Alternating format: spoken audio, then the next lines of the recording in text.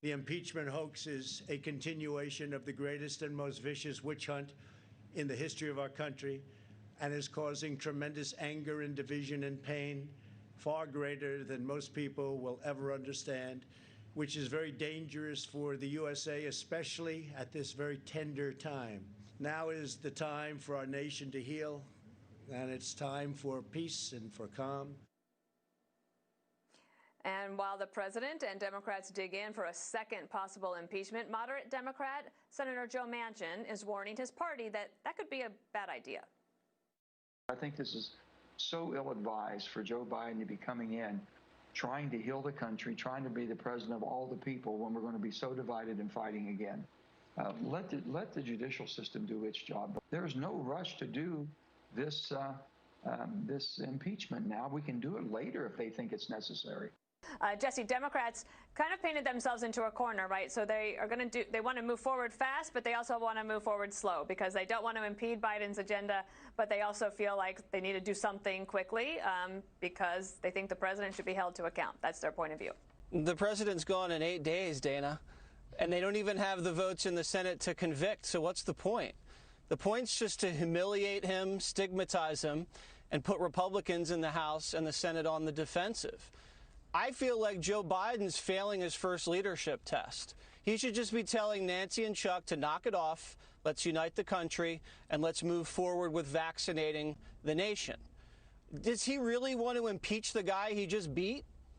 Does he want an impeachment trial during a pandemic in his first 100 days after running on unity? Does he want to pull off the most divisive and most politically partisan maneuver, impeachment, in the U.S. political system? And how are you going to impeach a guy who's on the golf course? It literally doesn't make any sense, so I can only think of 3 reasons why. The Democratic Party needs a boogeyman.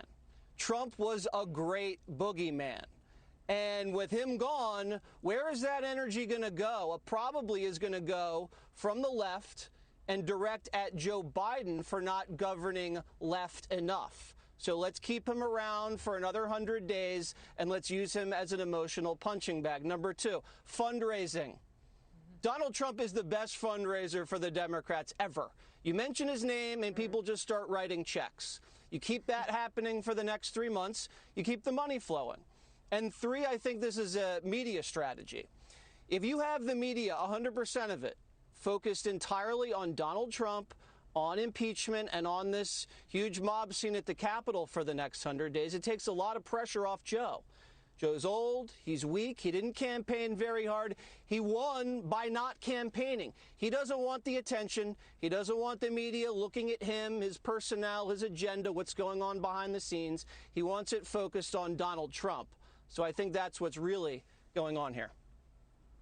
Jesse, you know I love it when you bring a list. A list of 3 is my favorite because I can keep track of it. Brian Kilmeade, your thoughts today? A couple of things. Things changed a little bit over the last hour. It looks like the New York Times reporting, we're not being pushed away from it, that he's pleased, is Mitch McConnell, that the Democrats are moving ahead with impeachment talk and eager for him. It looks like he wants Trump out of the party. His wife last week.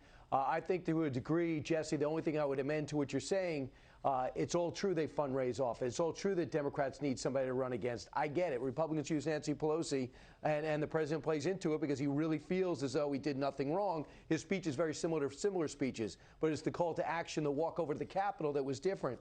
But if Mitch McConnell is not against purging Donald Trump, and when he was asked by Joe Biden yesterday, hey, Mitch, do you think we could confirm people and impeach the soon-to-be former president?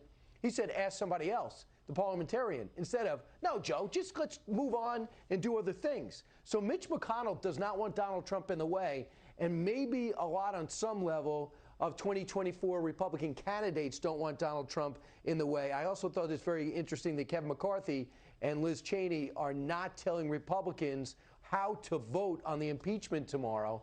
So they're not all in to defend the President of the United States.